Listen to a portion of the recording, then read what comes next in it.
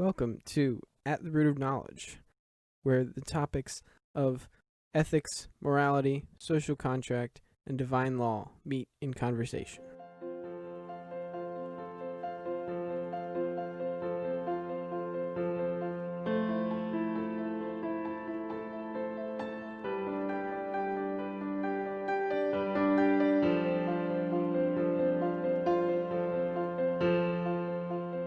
Welcome back to At the Root of Knowledge.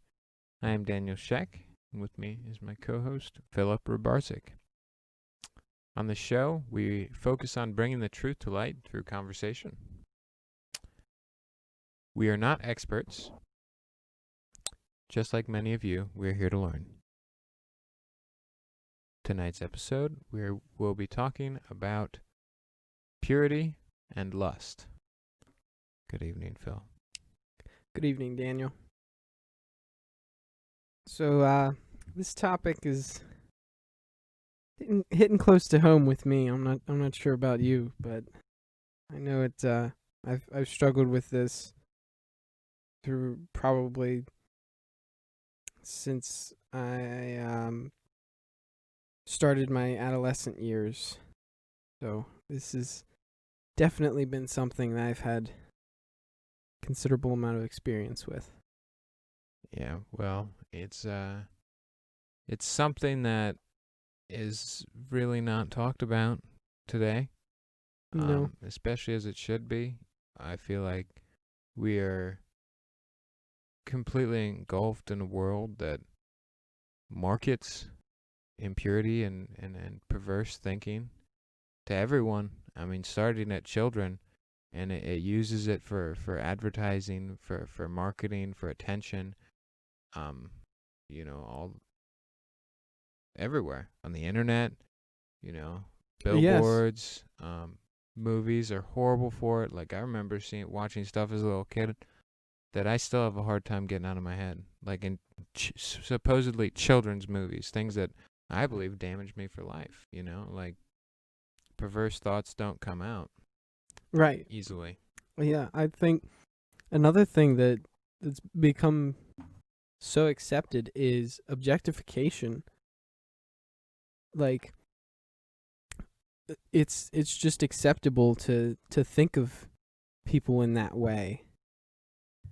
Yes, yeah, to turn people into objects and yes, basically subjects of affection and sources of pleasure, and that's it. And that's really what romance is pretty much sold to be nowadays to people. Oh, that's exactly what romance is. And even the term love has been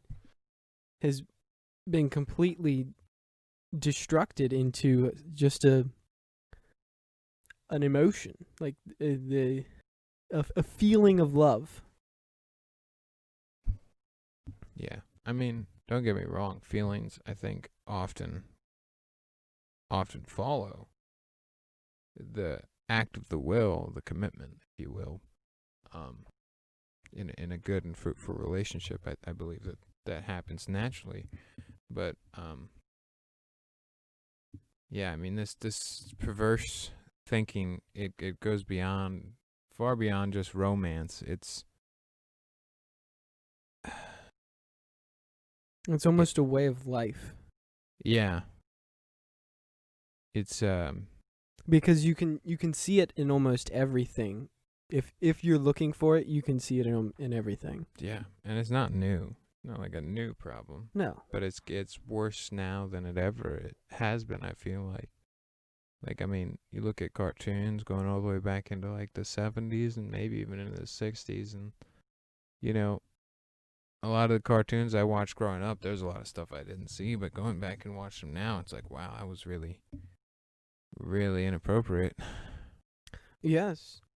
I mean, not just in cartoons. I would say even in, as you mentioned, marketing and advertisements. It's almost like it's being shoved down your throat now. Like, and I didn't notice it either when I was younger, but as I've become more aware of what's going on, it's appalling to see such a as I said, objectification of humans in general. It's not just men and it's not just women. It's Yeah. objectification of creatures of God. Yeah. Yes, it's I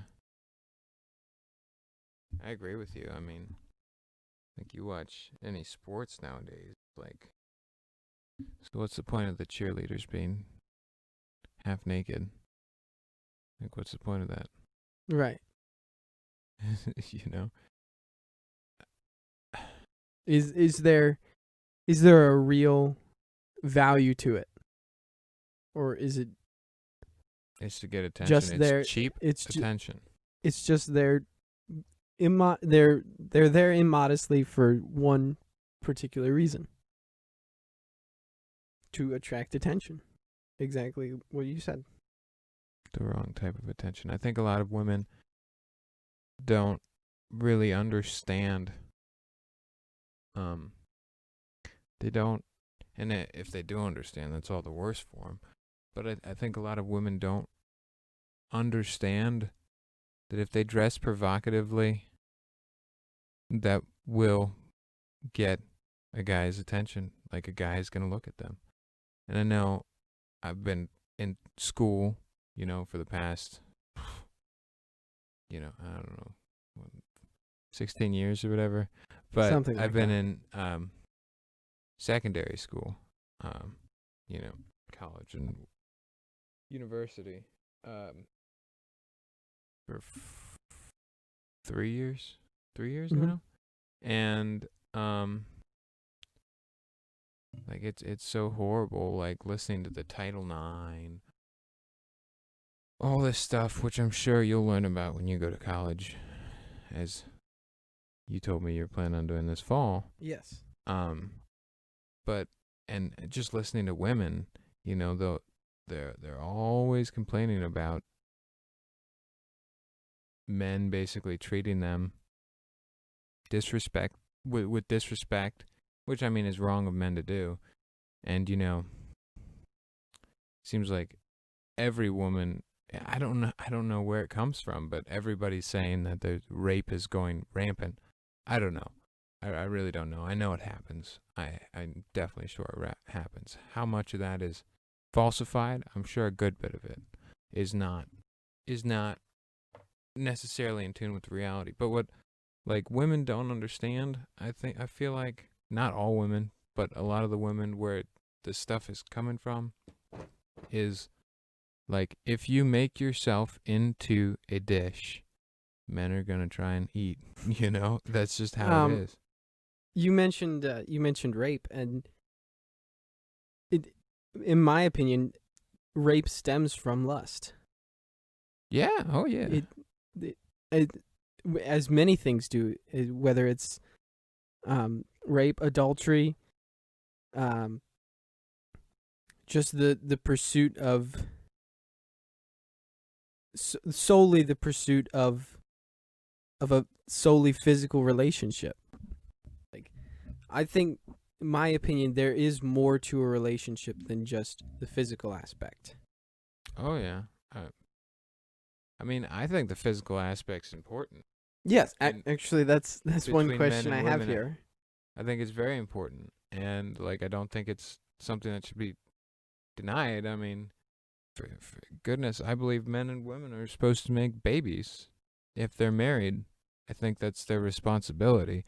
So yeah, I think the physical aspect's important, Right. but I don't think that's the end all be all. It's just a piece. Correct. It's just a part correct. And that I think should be subject. I think when you're so to backtrack a little bit, you mentioned me planning on going to college and potentially seeing and learning some of the things that you've just talked about.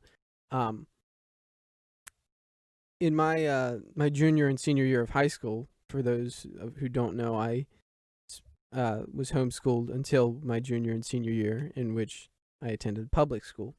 And just in public school, in those 2 years, it was shocking how many men and women who really, they would say they were they were putting themselves out there is the term, getting back on the market, basically seeking a relationship. Yet it was shocking how many of them were only looking for they were looking for lust, not love, as the term goes.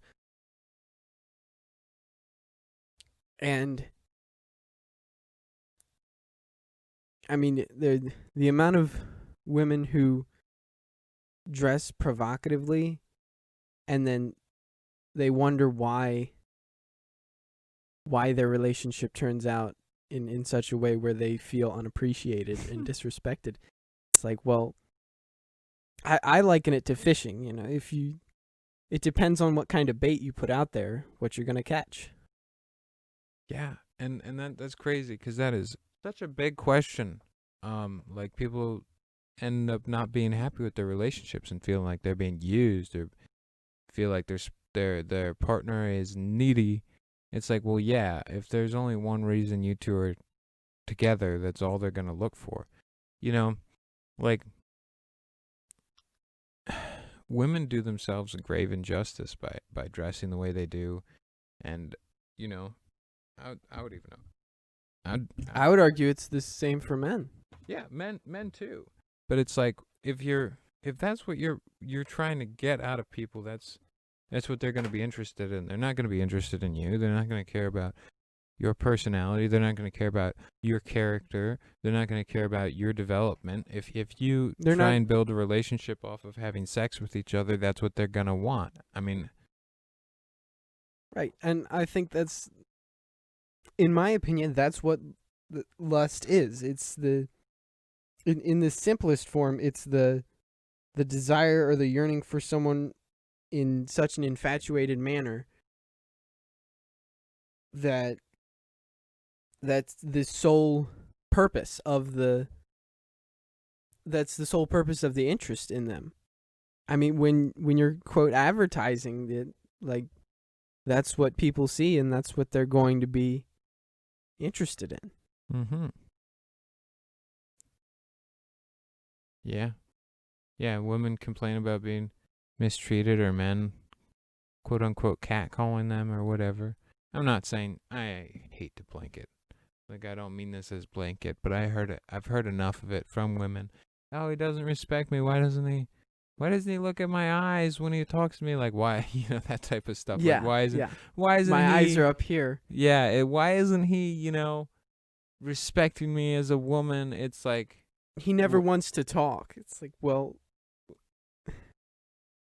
maybe put some clothes on. Right. Like, I guess maybe it doesn't click with women that men brains don't work like women brains. They don't. That's true. I mean, I learned this from Jordan Peterson's podcast. He went into talking about some of the differences between men and women in relationships in one of the episodes of his podcast. I'm sorry, I can't remember which one, but he's talking about how women have a basis of attraction that is more based on social status, intellectual capability, and then based on physical attraction. Mm-hmm. And with men, it's almost the exact opposite. It's physical attraction is the first thing on whether men admit it or not. Psychologically, that's the first thing that men look for is physical attractiveness.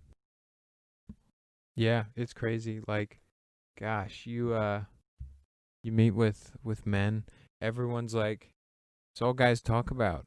Gosh, at least when women aren't around, it seems like not all men, but a lot of the men I've met, it's like, oh, your girlfriend's super hot. It's like, oh, that's what's important to you, right? And her is how, and whenever they're talking about girls they're going out with dates like I know a lot of guys that are, in the market, quote unquote, looking for women, Right. whatever. It's like that's their premise of how well they did is how pretty the date was, you know. Yeah. Yeah, I know many people many men who that is all they're looking for in a woman is they have to be quote hot or physically attractive. Yeah. That's all their criteria is for someone who they're looking for in a relationship. And I've been in that situation where that's all I was looking for in a woman was physical attractiveness, and I can tell you it didn't end well. And since then I've learned a lot about what to actually look for past physical attraction, because one question I'd like to pose here is, do you think there's a difference between physical attraction and lust? No, like you can't. I feel like due to the nature of human beings, you cannot separate someone from like their instinct, if you will. Like you can't. I don't think you can. You can. I think people are. That's natural for everybody. The best people out there are still going to have physical attraction to women. Yes, I think you're right that it's a natural human instinct to be physically attracted. But I do think there is a difference between physical attraction and lust. I think lust more is based on desire. I mean, you can, and I would say physical attraction would be more based on admiration, or even could be part of the initial interest in that person. Could be, well, she's very good looking. I'd say that's okay, but I think lust is when you take it to the extreme and you say, she's very good looking and that's all I care about. It doesn't matter what her personality is or how we get along or anything like that. I think that's sort of the line I would draw between physical attraction and lust.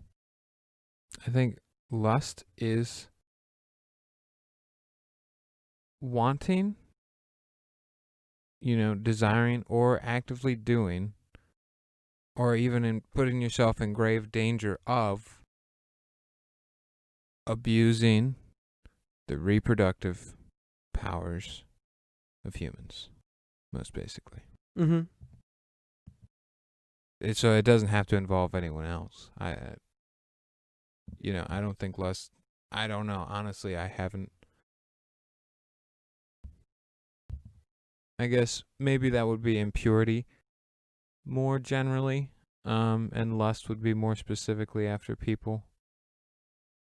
I'm not sure if lust is something that's exclusive to between two individuals. I'm not sure. I know in some research that I've done, most definitions definitely give the desire for someone as a very simplified definition of lust. I'm not sure if you could rope in all impurity under lust, or if there's something that would differentiate that. Because I know that lust can be like one person does it, but I don't know if it has to be after another person, because Jesus said in, I think it was Matthew, Matthew chapter 5, verse 27 and 28, I believe he was talking to the apostles. He said, "You have heard that it was said of them of old, thou shalt not commit adultery. But I say to you that whosoever look on a woman to lust after her hath already committed adultery in his heart." So you can commit adultery through lusting after someone, Mm-hmm. just wanting someone. But like, I don't know if I think that's really on a technicality.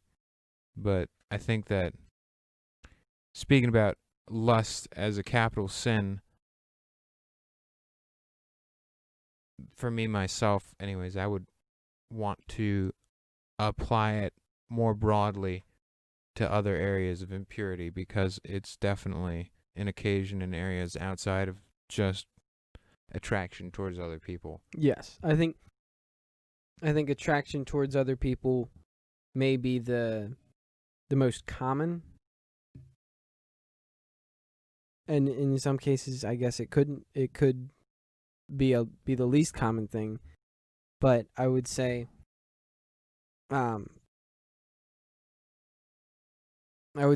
you're right that it.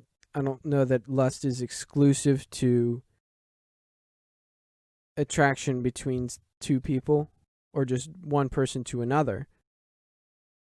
I mean, because like we use sins against nature, like sodomy, as an example of between a man and a man, Mm-hmm. and a woman and a woman. I don't know. I guess you always think of lust as between a man and a woman.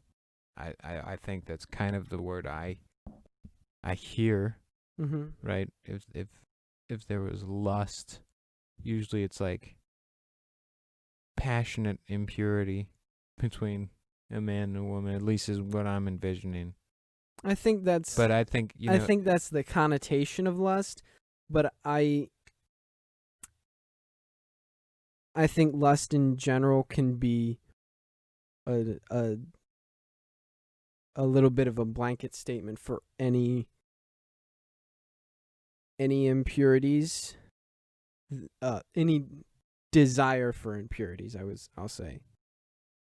And to back that up, in my interpretation of the Summa Theologica by St. Thomas Aquinas, he says that lust relates to any physical desires that correlate directly to sexual acts. Really? Yes. Any? Yes. Is that a word for word of what he says? No, that's not word for word. That was my interpretation of it. Oh, okay. Just making sure. No, I believe it is the 153 and 154. The questions 153, 154, where he talks about lust and impurity.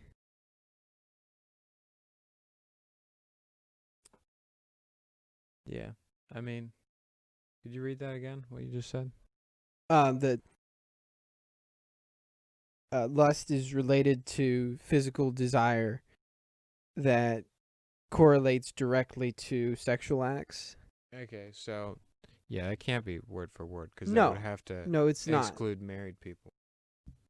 Well, that's in the next thing I have here is that however, it doesn't assume that all sex is sinful, all sexual acts are sinful, i.e. marriage. Although he does go on to say that sex within marriage solely for the purpose of pleasure would be sinful. That makes sense, because you're abusing its purpose. I mean, obviously, Right. It's obviously by design.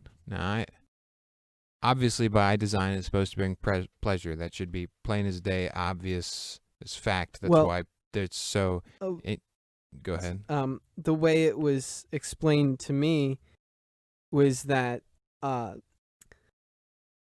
the pleasure you receive from partaking in intercourse really works as almost a way to incentivize that behavior. Sure. In that it incentivizes reproduction.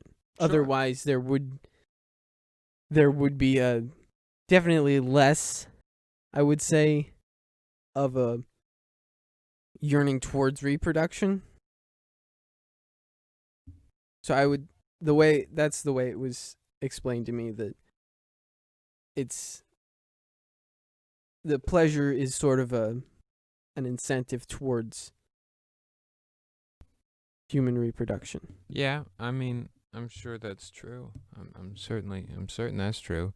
You know, I'm not sure that that's the only reason for the pleasure. I mean, maybe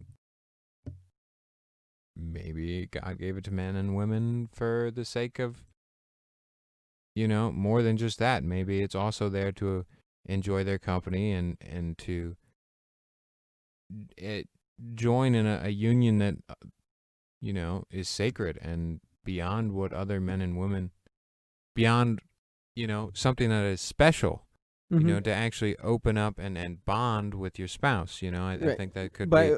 opening up vulnerably to Yes, definitely. You mentioned it being sacred, and that just reminded me that in society today, sex is treated as though it's like you can do it on a whim. It is the opposite of sacred, is how it's treated today, I feel like.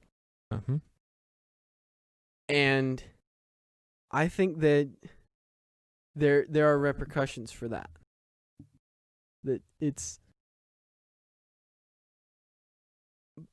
partaking in that type of behavior causes other things, such, for an example, an unexpected pregnancy.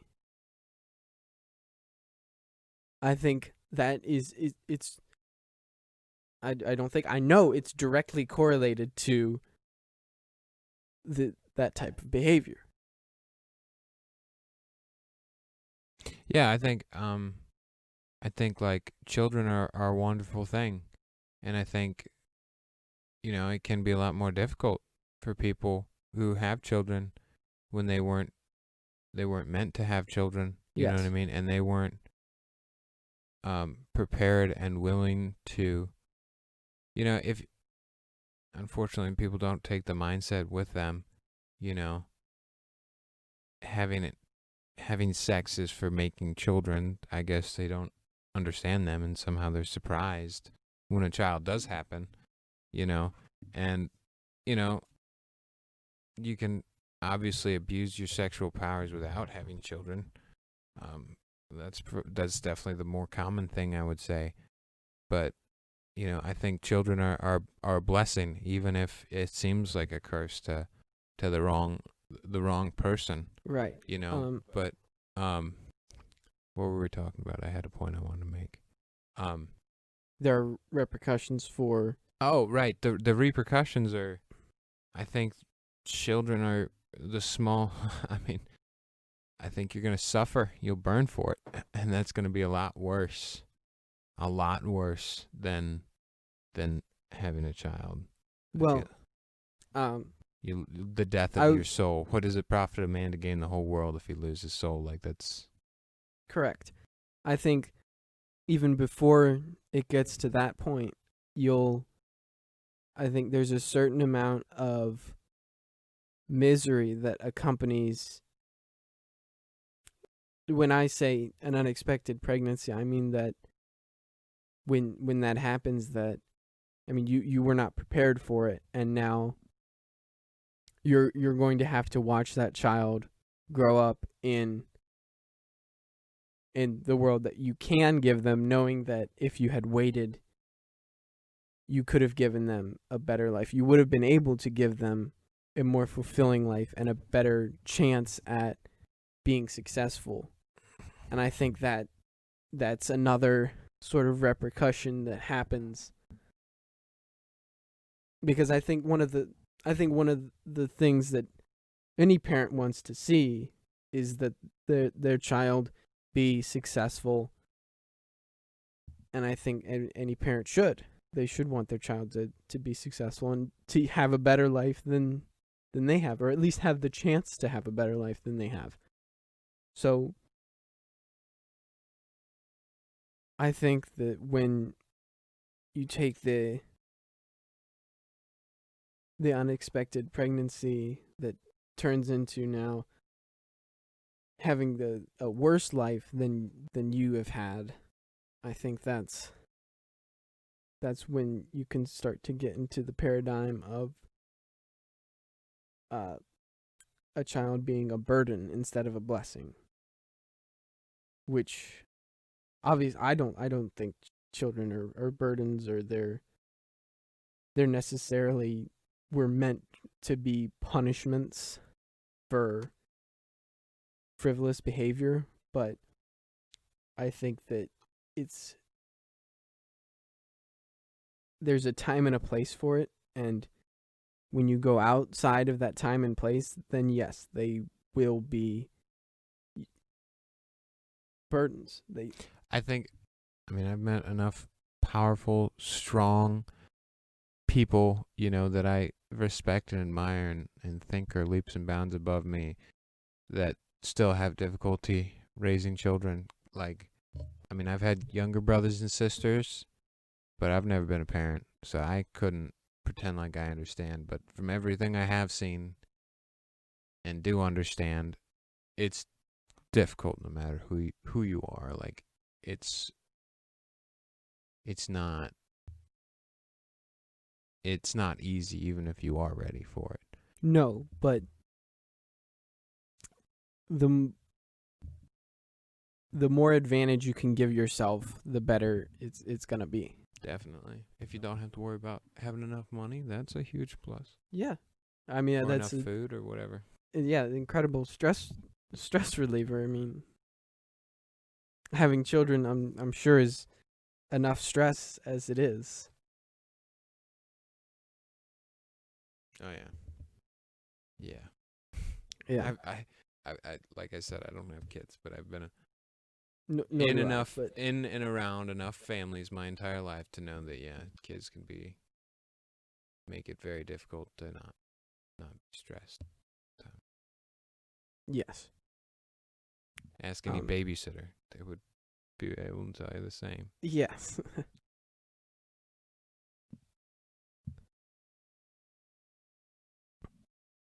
So, another question I have for you is, do you think that we are more inclined to lust rather than purity?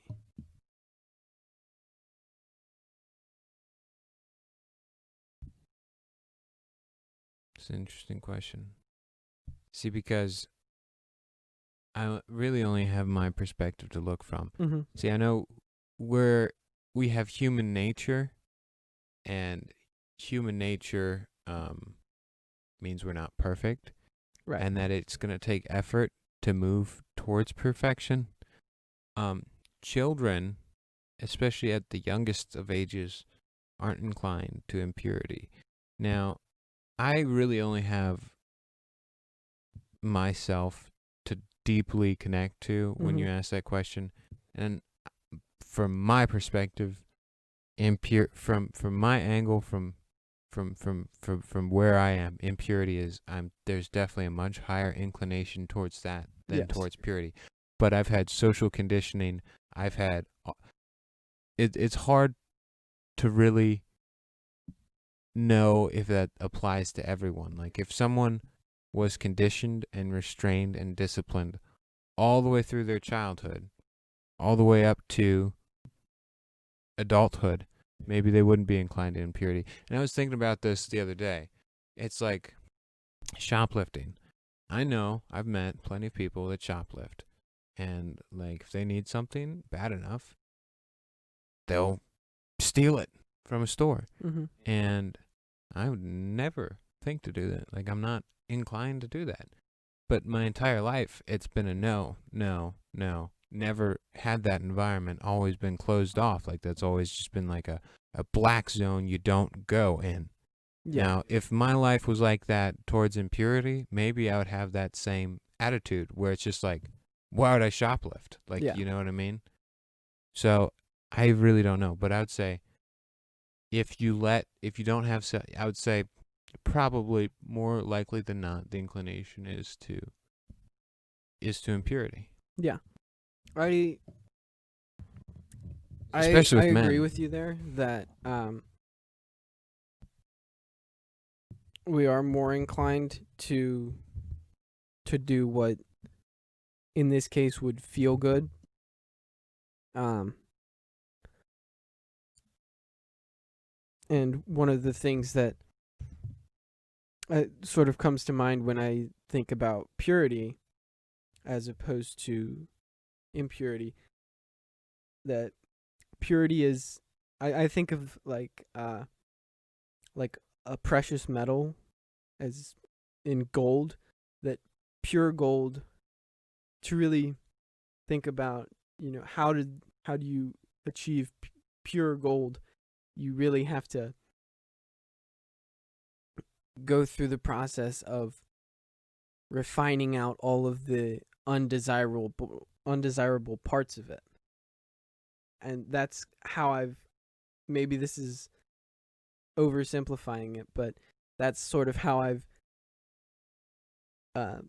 taken the perspective on lust versus purity, is that when you're thinking about how pure you can be, or to make your thoughts clean, we'll say,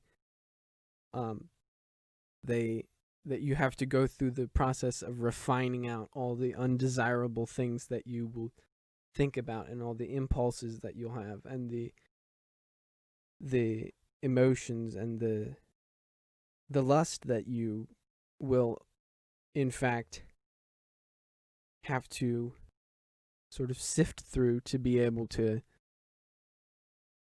be pure, or as pure as you can be. I know in society today that's extremely difficult, but that's one way that I've started to think about purity, is that it's the taking of something that is unclean and the refining to a point where it is considered a pure, in this case, a pure metal, gold. Yeah, I mean, I guess that also depends on your perspective of your starting point. If you were like Saint Teresa, the Child Jesus, I don't think she ever needed to refine. I think,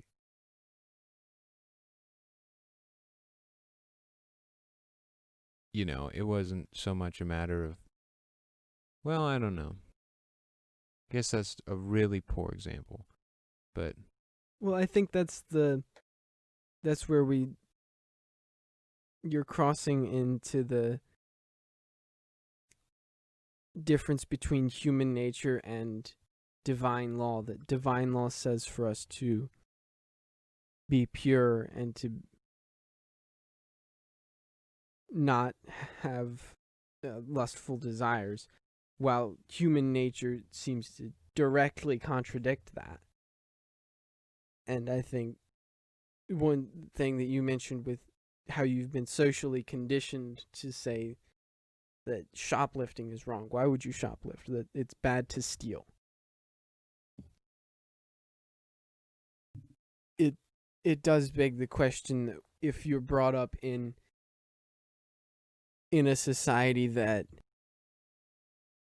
shuns impurity and lust, would your natural human inclination towards it be lessened? I think so. I think to a large sense. In a large sense. I mean, like, look at like addiction. Look at like addiction and things like that. Like, you know, smoking, for example. I mean, tobacco. Mm-hmm. And this applies to everything. I remember when I was younger, there was kind of a curiosity and like, a mild curiosity and then wanting to do it. But it wasn't like a craving until after I started doing it, and then there was something there that wasn't there before. But even when I would quit, even when you were told this is bad, don't do it, there was still that curiosity to do it. yeah, But I wonder if that curiosity stem from just the social aspect that other people around you were smoking. I think that can be part of it. Like the world, the flesh, and the devil, the three sources of sins. Definitely plenty of it can come from just Satan convincing you that it's a good idea, just like a salesman convinces someone they need to have that new car. Yes. The flesh, that's, your natural inclination, just like eating food, it smells good, so you want to do it, or drinking, it feels good, so you want to do it. Same with impurity. And then the world, obviously, other people can lead you into sin just as easily as Satan can if you let them. Yes. I mean, it's very true. And in one book that I'm reading right now called The Sinner's Return to God by Father Michael Moore, he says just that it's interesting how we will let others influence us just because solely based on the fact that we associate with one another. Mm-hmm. And because of that, so much temptation can be traced back to just who are your friends? Who do you spend time with? And he was actually the one who he stated the fact that we are more inclined to do what's evil. And I have sort of adopted that point of view that humans are not, they're not born pure and corrupted by the world, but in the same way, they're not born wicked and made good by how others treat them. I think there's elements of both good and evil in humans and at the beginning of their life. And in that, I would say that there are definitely times where it's easier and in the moment more fulfilling to do what's evil, and I think that can be partially what attributes to why humans seem to be more inclined towards evil rather than good, or even in the case of lust rather than purity.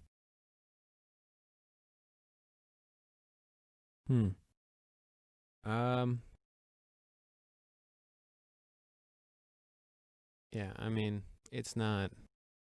Yeah, I would say humans are more inclined to do evil than good. Maybe certain evils just aren't as attractive. Like with my shoplifting example, like I wouldn't want to. I don't know. I've never really wanted to shoplift something. Another thing with the shoplifting example that sort of just came into my head now. Just, have you been in the situation where you have needed something? Like, I mean, really needed it, but you could not obtain it because you couldn't afford it, we'll say. No. See, that, just as an example, that could be why someone has more of an inclination to shoplift, would be they can't afford it. They're having financial issues, so they are then more susceptible to the temptation to shoplift something, to steal something, because they feel they need it. Just in the way that you can be extremely attracted to someone and to feel that you lust after them and to feel that you need to express that in some way.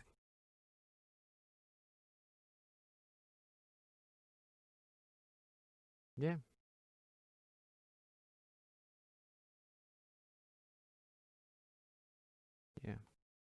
Well, I don't know. Well, Bill, I have a question for you. Okay. What strategy do you think is most effective for avoiding sins against purity? Oh, okay. I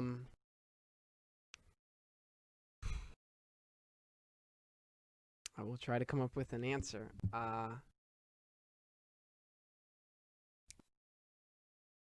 Can I use multiple strategies? Yes. Okay. Okay. One I would say that's been very effective for me is accountability. So I used to really think that, well, I didn't think, it was just I was ashamed of having impure thoughts and taking impure actions, and to the point where I would hide it and lie about it. And that doesn't help anything. I would say that having someone or even multiple people who you can share the struggles that you're going through with and who can keep you accountable, I would say that's definitely one thing, almost like a support group. I would say that's one thing that I would say is helpful. Another would be to avoid the occasion of it. So the wise man goes where he will not be tempted scenario. Not to say that I'm wise by any means. Just to and even when you try to avoid it, sometimes you will inevitably come about a place where you will be tempted. And that's where I would say my third and last piece of advice would be prayer. If you struggle with something, I would say meditation and prayer. To meditate to if you have an internal conflict, you should resolve that. You need to resolve that conflict. And I find that meditation helps tremendously with that. And then prayer, I would say, will definitely help you find some strength and guidance into ways to combat the impulses that can arise.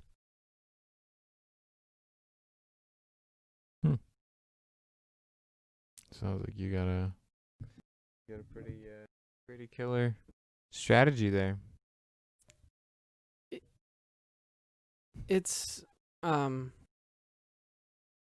effective most of the time, I would say. I won't sit here and tell you that that's foolproof by any means.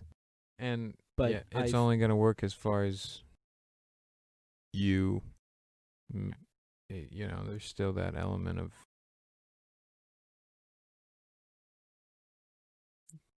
human nature. yeah. Yes, that it's only going to work as far as you are committed to seeing it out. Yeah. And that's where I would say that you should meditate. You need to really almost have a conversation with yourself about it. Even an argument with yourself to hash out how do you really feel about it. And even one argument does not mean that you're going to know how you feel about it. It can be an ongoing process just to try to figure out where is your stance on it, and new developments on either side of the argument can bring up different scenarios, which you'll have to continue to sort out how you feel about it. And I think that's where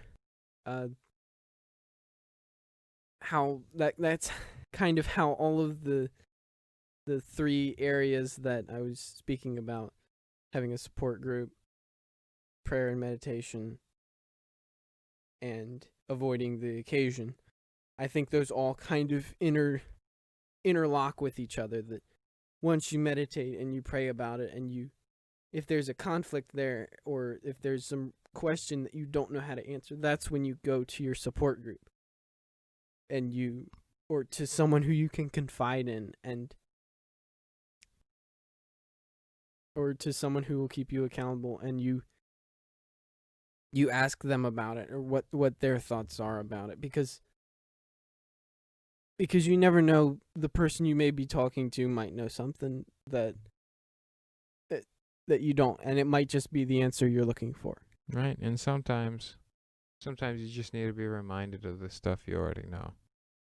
You know, sometimes you know something, but that doesn't mean you don't have to hear it.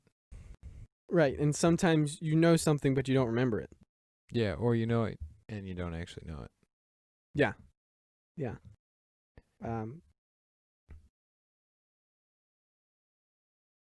Yeah, and I would say that the last part about how avoiding the occasion sort of fits into that, how they're all interlocked. I would say that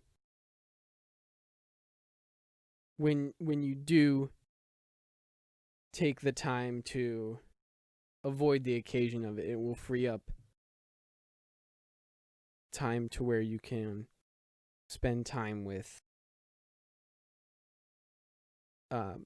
someone who will keep you accountable. And with that accountability that they bring, they also will help you to avoid the occasions of it.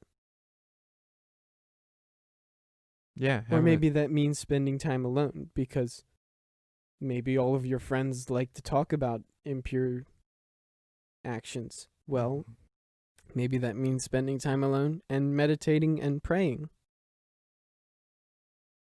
Yeah, I know. Definitely, growing up in today's world, it's hard to avoid it, man. Like going to school, it's been all around me. In work environments, in pretty much every field, you'll see it. You know, construction, fast food. You know, you name it, it's rampant, and you cannot Any avoid type it. of mechanics, Yeah. or grease monkeys, as they're called. Yeah. Yeah, I mean, the job I'm in now, aside from when I was doing floor installing, but that was because I was with somebody I knew very well and is not the type of person. The job I'm in now is the least where I'm exposed to any of that stuff. And I think, I don't know, maybe everybody around me is just protecting me. I don't know. I mean, it's not like it's not been there at all, but I'm very grateful for the job I have, because I've worked other jobs that have just been it's just absolute trash. It is. I've had many jobs, not many, but a few jobs that have been in that exact situation. That it's not just in the workforce. I mean, I've seen it in classrooms, and in school in general, recess, sporting events. It happens everywhere. Yeah, especially like the joking.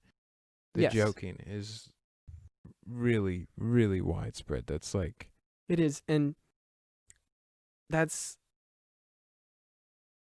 it. It takes away from the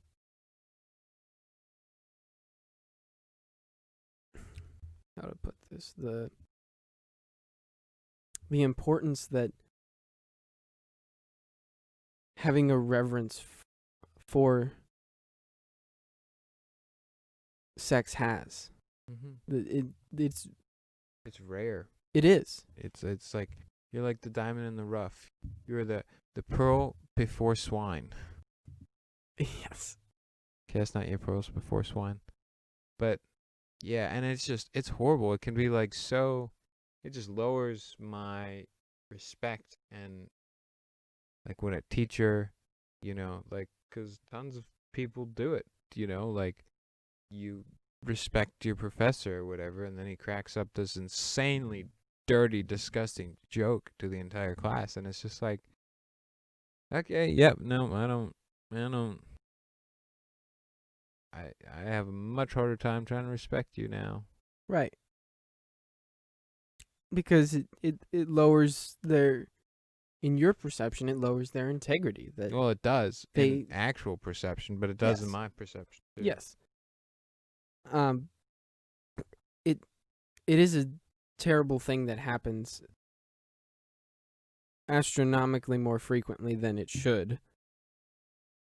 I mean, I would argue that it shouldn't happen at all to any upstanding person of integrity, but it still seems that everyone does partake in that type of activity, and it's very discouraging to see that type of activity and not partake in it. Yeah. Oh, I've definitely fallen. I've made some jokes I wish I could unmake. I've said some things that have planted a lot of seeds,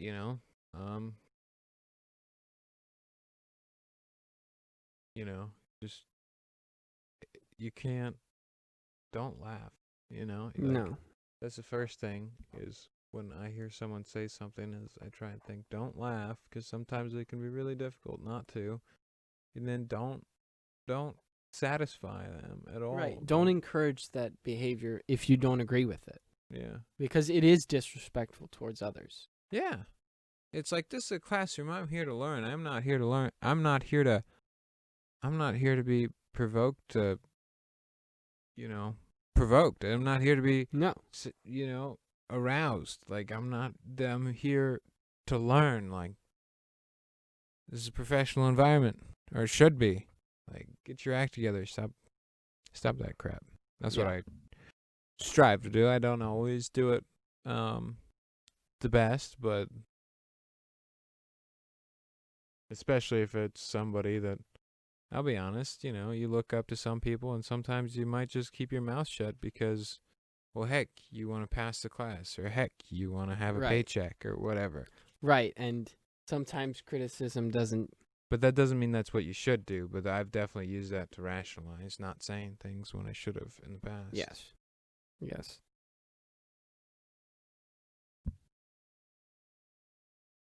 I think when you rationalize it in that way, you can make a very compelling argument as to why you shouldn't speak out about it. But I would make the counter argument that you should be worried about what happens when you don't say anything. And because, let's face it, more often than not, when you don't say something against something, people interpret that as you being okay with it and agreeing with it. And then you sort of get lumped in with that crowd. And that can be just as much of a detriment as the original joke or comment itself.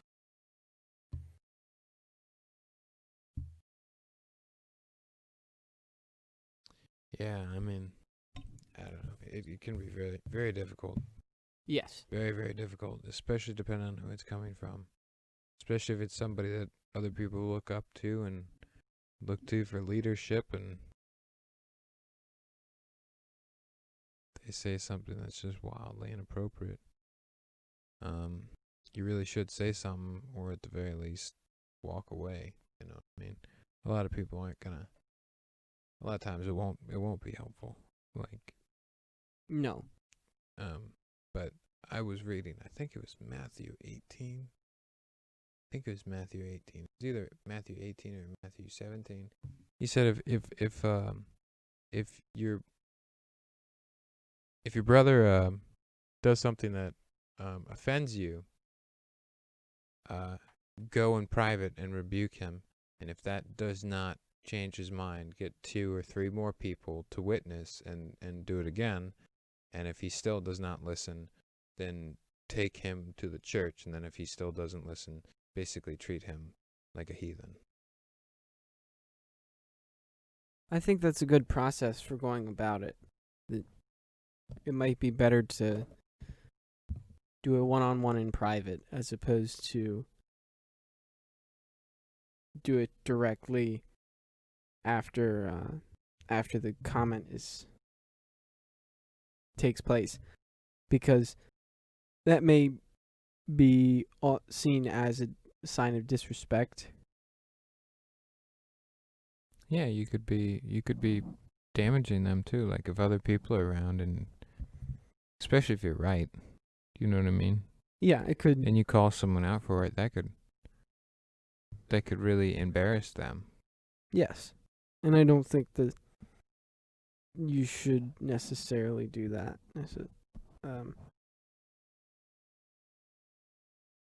But in a way you should, whether it be in private or maybe if you are close with that person and a few other people, it could be in a small group, to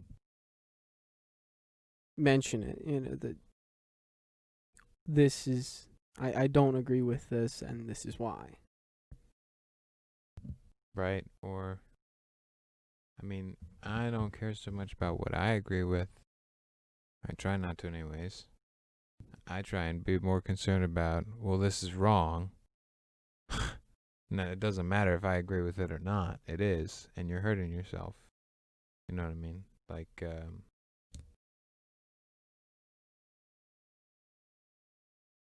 you know, if you believe that someone's gonna go to hell for doing something, if someone's gonna take someone else to hell for doing something, then you don't. And that actually I don't think you're really concerned about how you feel about it. It's more a matter of fact of, yes, it's just wrong. I think you're right there. Actually, one of my brothers, Gerard, he explained something very similar to me, that he and another person were having a disagreement. I won't mention the other person. That and the one person was saying how they weren't going to do something to get back at Gerard for something that he hadn't done, and his response to it, I thought this was a great response, was that the reason he did it, the reason he didn't do it was because Gerard had, it wasn't that he didn't agree with it, it was that morally he believed it to be wrong. And that the reason the other person wasn't doing the certain thing to get back at him was just solely because he felt like taking revenge. And so that was how he explained it, that you shouldn't do something necessarily just because it feels right to do it, or because you want to take revenge on someone for it. You should do something because morally it's right. Right. Yeah, I think that's a big issue with a lot of people is, you know, they write the rules, and that's the only rules there are. You know, they're not tied to principles. Principles are tied to them. Like their integrity is basically based off of whether or not their will is exercised in the world around them, pretty much. You know, it's like the big call of Satanists in Satanism is do as thou wilt. You know, that's the thing. And I don't think that's I don't think that's at all how we're designed to be made. Like, I don't think that's how we were made, how we're designed. And I don't think that I don't think it complies with reality. There are rules, and you break them, you get bad consequences. Like, if you want good consequences, you follow the rules and apply yourself in a way that's going to contribute to getting the results you want. You don't worry about trying to bend nature and rules to meet your will. Right. And you don't worry about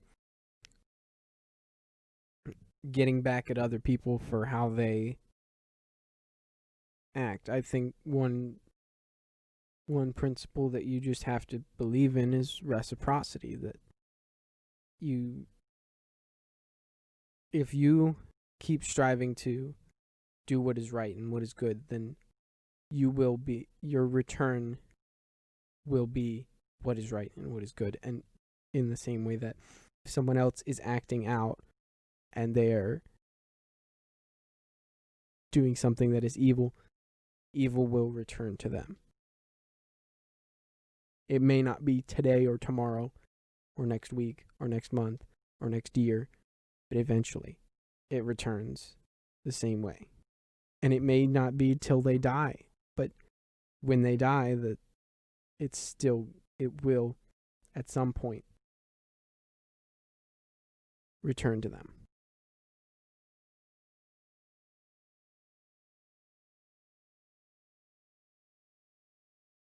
Well said. Thank you. So I think that's a good place for us to end on this topic of lust and purity. This is the third installment of our 7-part series on the 7 capital sins. Tonight we conversed about how lust has impacted the world and impacts our general society right now, how it impacts individuals, can lead to things such as perverse thinking, objectification, the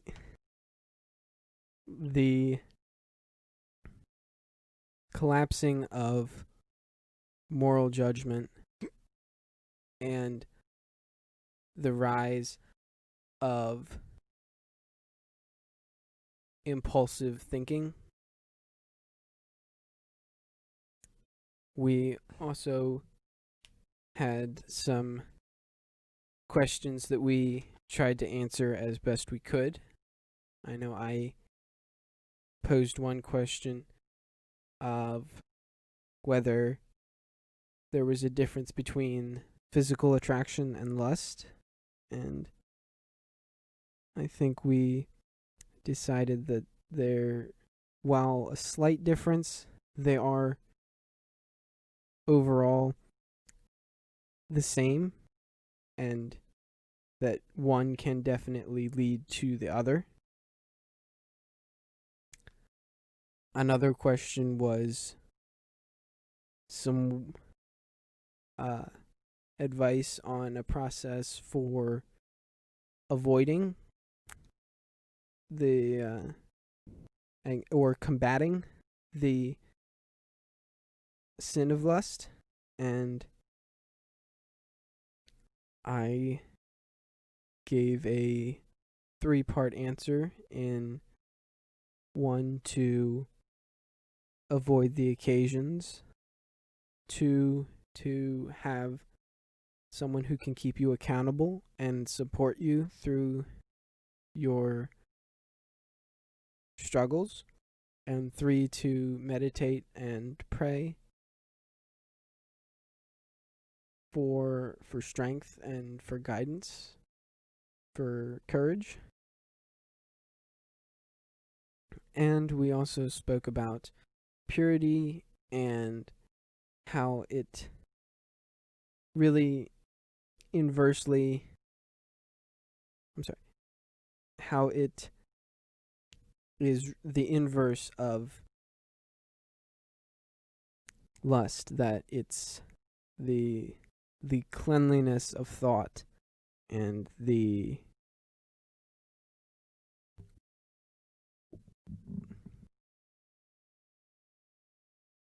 filtering out of all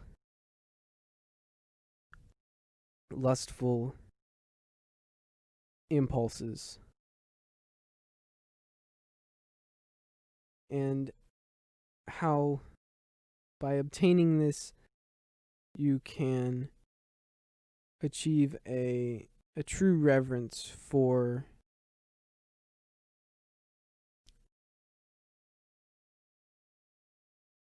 marriage and for sexual intercourse in marriage, and achieve a respect for your partner.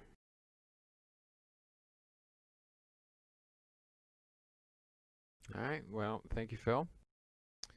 Thank you all for joining us on the show at The Root of Knowledge. We're happy to hear anything you guys have to say. Any thoughts, comments, feedback. We are open. If you have any ideas for future videos, please feel free to leave them in the comments. Until next time, God bless you guys, and you have a great life. Bye-bye.